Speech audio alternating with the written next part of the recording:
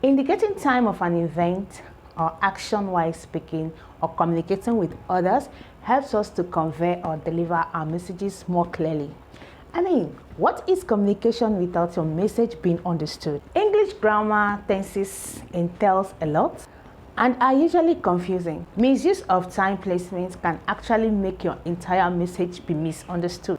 So on today's video, we are going to be looking at the English grammar tenses, how and when they are to be used. Basically, we have three English grammar tenses: the past, present, and the future, and they are equally subtyped into simple, perfect, continuous, and perfect continuous or continuous perfect.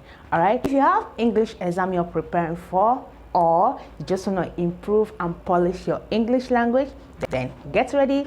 Let's dive straight into the video. So we are going to be talking about time indication based on this outline. Firstly, we're going to be talking about tenses, the present, the past, the future, and as well their subtype. At the same time, we're going to be looking at the rules and again talking about the formulas. Fourthly, we're going to be looking at some example we're going to be using to match to see how well we understood the lesson. And finally, number 5, we are going to be having some exercises or question and answers. So are you ready? Let's go straight to tense. A tense is a base form of verb that expresses time. Basically, what we are talking about on today's lesson is time indicating how to express time. Time indicator, time indicating. All right. So tense is all about verb-based form that expresses time. All right. It could be a past, it could be a present happening, and it could be something that is to happen. Okay. So that is, was, and is to come. Talking about the past, it's all about something that happened in the past, like something that has happened and it has happened. It is done, okay? And we have simple past. When we think about simple past, it is a past that has been concluded, okay? It has happened and it is finalized. It is not a past that continues to another past, right? So simple past is all about a past that has happened and it has been concluded. Simple present is all about the now, like it is happening right now as you're talking, it is equally happening. And for simple future, it is all about something that is going to happen after now. It's going to come later, not now. It's going to come in the future, okay? So that's our simple past, simple present, and simple future. Now let's look at attaching the perfect. We have past perfect. When you talk about past perfect, we talk about an action that has happened but lead to another action still in the past. I don't know if you got that. We're talking about action that happened. It's happened and it extended from that very point to another point, but all in the past. It's an event that happened in the past and it was interrupted by another event still in that past. Now I'm talking about a perfect present or present perfect. We're talking about an action that started in the past and continued into the present. All right, it started right in the past, then it continues into this present. And for future perfect or perfect future, it describes an action or an event that will be completed in the future. It is in the process and it will be completed in the future. All right. Now, attaching the continuous. When we talk about continuous past, it is an action or event that is happening in the past. It is a continuous activity but happening in the past. Okay, so it did not start and end or start and jump into another one and end. It was continuous but in the past. All right, don't stress it yet. You're going to be getting it right with more examples. Then for continuous present, we're talking about an action that is taking place as we speak right now. I'm telling you about something and that thing is actually going on. For example, I can say she's on her way to school. Like the process is ongoing while I'm telling you. That is what continuous present entails. And for the future continuous, it describes an action that will be happening in the future. All right, moving to perfect continuous, let's attach them now. We have past perfect continuous. It entails, it describes an event or an action that happened in the past and continued to another past. All right, it grows from a stage in the past to another stage in the past. Now, talking about perfect continuous present or present perfect continuous or progressive tense, it describes an action that is happening right now, an action that is frequently happening. They are basically actions that happen in progress while we speak of them. And for a future perfect continuous tense, it describes an action that will happen in the future and continue into another future. All right, now, so let's look into the formula.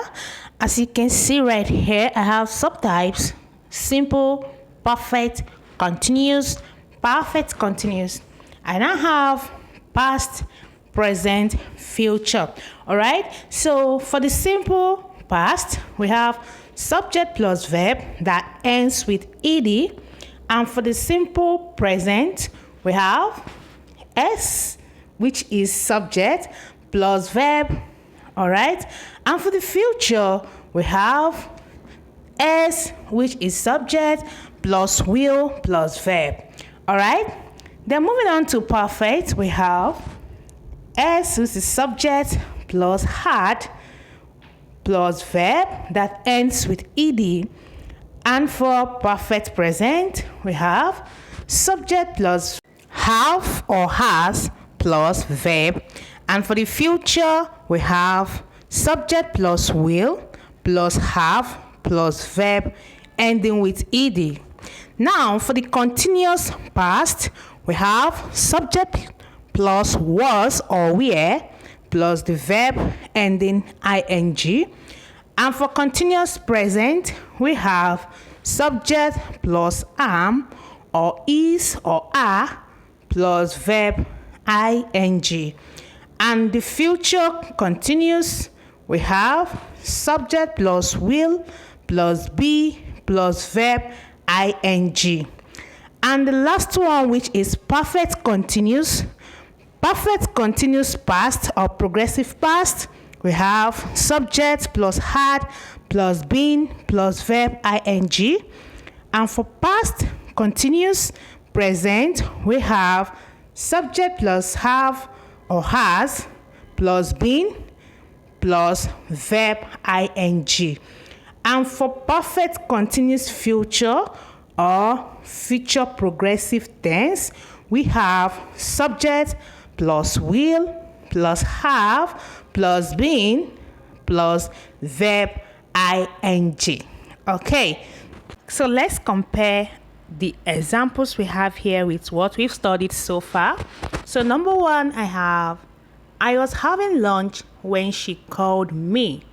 So we have it as past continuous because s plus was plus verb ing equals past continuous.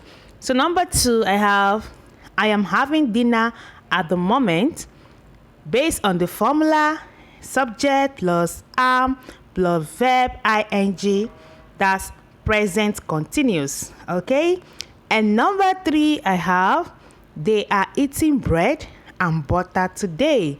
So based on the formula, s plus are plus verb ing, that is present continuous. All right, now number four, the children are going to school. Subject plus are plus verb ing equals present continuous. Number five, I played basketball. Subject plus verb that ends with ed equals simple past. Number six, we have eaten at that restaurant before. Subject plus have plus verb ed equals present perfect. Number seven, I will have finished my work by evening. Subject plus will plus have plus verb that ends with ed. That's future perfect tense. Number 8, I will have been working when she will be back from school.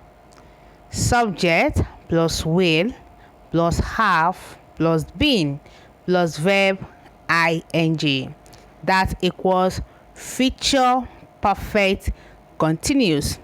Number 9, they have visited Canada several times.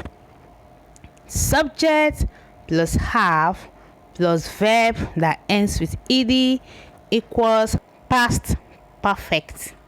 And number 10, I was sleeping when he came back.